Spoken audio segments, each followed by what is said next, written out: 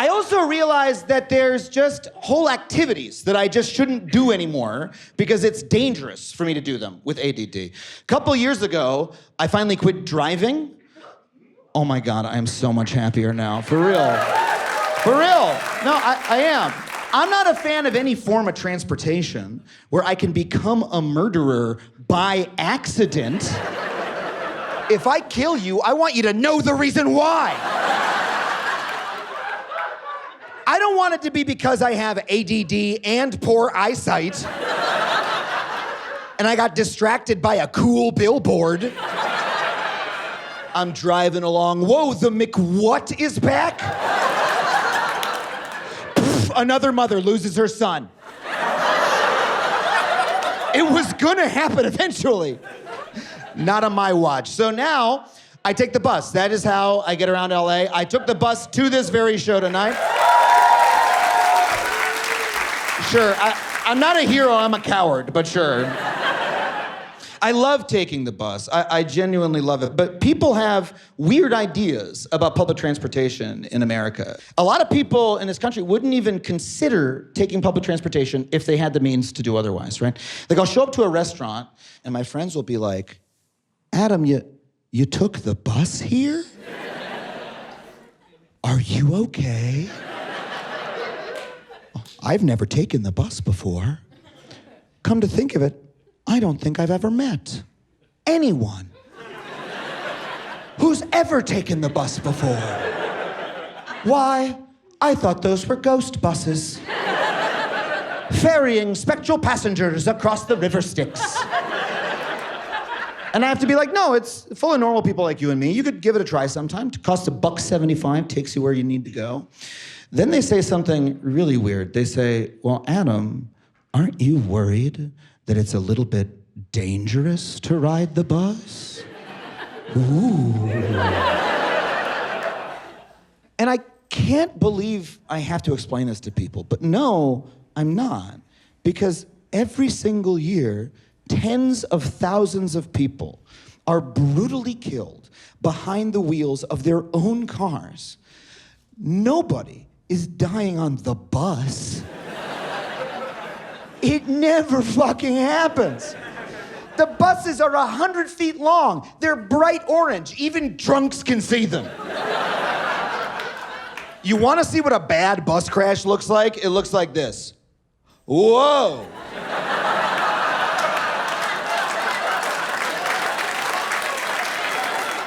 Open the door, I'm getting off here. That's all that happens. Now, I understand not everybody feels completely secure on public transportation, and that's really real. You know, my female friends will tell me that they're a little bit worried they could be sexually harassed and or masturbated at on the bus. And to that I say, yes, you will be. It's gonna happen every week to a fortnight. But that's why I think it's so important for the rest of us to ride the bus more frequently so that we can improve the masturbator to non-masturbator ratio. Because think about it. If there's more of us than there are of them, then we can be a human shield. Like when I see a guy whip it out, I body block him. I look right at it. No, ma'am. You go back to your novel. I'll watch this dick for you.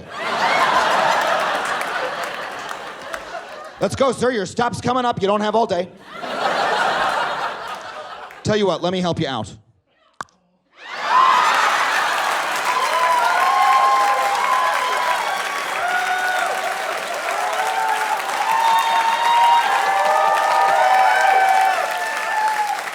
Glad you enjoyed that.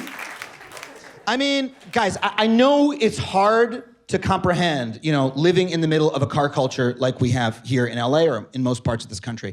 But I want you to think for a second about how fucking crazy driving is as a system of transportation. It makes no sense at all. And we've only been doing it for a couple generations. I have to believe that a couple generations from now, we're gonna have something better, right? People will have self-driving cars. God willing, we'll have better public transportation. I think our grandkids are gonna be baffled that this is how we got around. They're gonna be like, hold on a second, Granddad. You're trying to tell me that in your day, every single person drove a 2-ton metal vehicle at speeds up to 90 miles an hour, and we'll be like, oh, yes, we all did it, yes.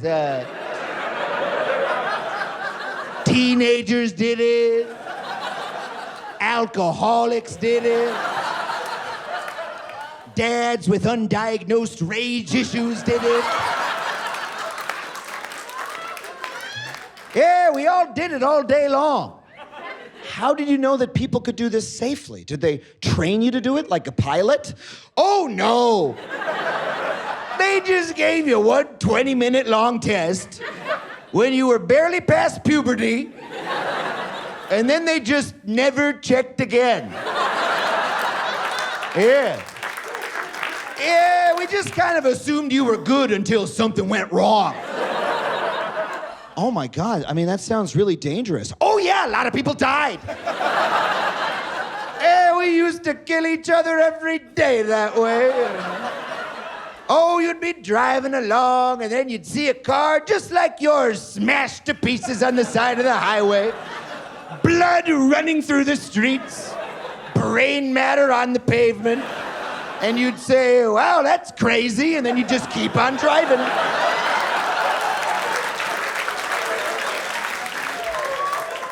That was the price we were all willing to pay for going to Starbucks.